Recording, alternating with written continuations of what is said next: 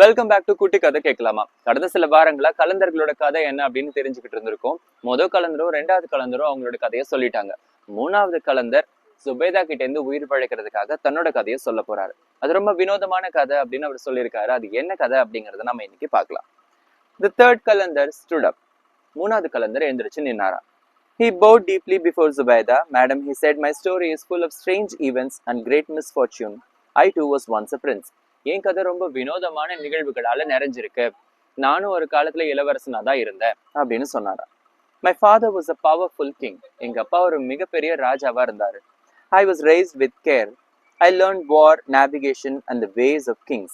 நிறைய விஷயங்கள் எனக்கு சொல்லி கொடுத்தாரு. போர் பத்தியும் பயணங்கள் பத்தியும் ராஜ்யம் ஆள்றத பத்தியும் சொல்லி கொடுத்தாரு.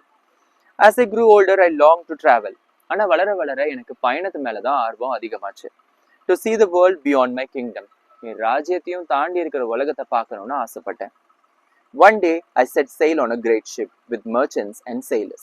அதனால ஒரு நாள் ஒரு பெரிய கப்பலை எடுத்துக்கிட்டு வியாபாரிகளோடையும் sailors-ஓடையும் நான் கிளம்ப ஆரம்பிச்சேன். For many days the sea was calm, but fate had other plans. கொஞ்ச நாளைக்கு கடல் ரொம்ப அமைதியா தான் இருந்துச்சு. ஆனா அதுக்கப்புறம் விதி விளையாட ஆரம்பிச்சது. A terrible storm arose. The waves grew wild. The sky turned dark. ஒரு மிகப்பெரிய புயல் வந்து அங்க இருக்கிற அலைகள்லாம் ரொம்ப வேகமா அடிக்க ஆரம்பிச்சு. The sky turned dark. வானமே இருள ஆரம்பிச்சது. Our ship lost its course. எங்க கப்பலும் வழி தவறி போயிடுச்சு. And at last it crashed upon the rocks. அதுக்கப்புறம் போய் மிகப்பெரிய பாறைகள் மேல மோத ஆரம்பிச்சிருச்சு. I alone survived. நான் மட்டும்தான் அதுல உயிர் பழைச்சேன். I was thrown upon a deserted island. யாருமே இல்லாத ஒரு தீவுல நான் தள்ளப்பட்டேன். I wandered. நான் அங்கே சுத்திட்டு இருந்தேன். Hungry and exhausted. பசியும் களைப்பும் அதிகமா இருந்துச்சு. And then I saw something strange. அப்பதான் நான் வினோதமா ஒரு விஷயத்த பார்க்க ஆரம்பிச்சேன். In the distance stood a palace. ரொம்ப தூரத்துல ஒரு மிகப்பெரிய அரண்மனை இருந்துச்சு. It shone like gold. அது தங்கமா ஜொலி ஜொலிச்சது. I entered carefully inside. I found a great hall and in that hall sat a young man. அதுக்கப்புறமா அந்த அரண்மனைக்குள்ள போனா ஒரு பெரிய ஹால் இருந்துச்சு. அதுக்குள்ள ஒரு இளம் வாலிபர், ஒரு சின்ன பையன் இருந்தாரு. He was handsome. அவன் ரொம்ப அழகா இருந்தான். But his face was filled with sorrow. ஆனா அவன் முகம் ரொம்ப கவலையா இருந்தது. He said, welcome stranger. I cannot rise to greet you for I am cursed. அதுக்கப்புறம் வாங்க வாங்க அப்படின்னு அவன் என்ன வரவேற்றான். ஆனா என்னால எந்திரிச்சு உங்களை வரவேற்க முடியாது அப்படின்னு சொல்லிட்டு அவன் தன் மேல போத்திருந்த துணியை எடுத்தான். He lifted his robe and I saw from the base down his body was stone. அவன் துணியை விளக்குனதுதான் தாமதம். பார்த்தா அவனோட உடம்பு தன்னோட கழுத்துக்கு கீழே வெறும் கல்லாதான் இருந்தது. He told me his story. அவனோட கதையை அவன் சொன்னான். He too was a king. அவனும் ஒரு ராஜாவா தான் இருந்தானா. But his wife had betrayed him. ஆனா அவனோட மனைவி அவனை ஏமாத்திட்டா. She was an enchantress. She was an enchantress. அவ ஒரு மாயக்காரி. She turned his kingdom into ruins. அவனோட ராஜ்யத்தை சீரழிச்சது மட்டும் இல்லாம and his people into strange forms. அவனோட மக்களையும் வித்தியாசமான உருவங்களுக்கு மாத்திட்டாளாம். I stayed with him and listened to his sorrow. நாம கூட இருந்து அவனோட சோக கதையை கேட்டேன். But I knew I could not remain there forever. So I continued my journey.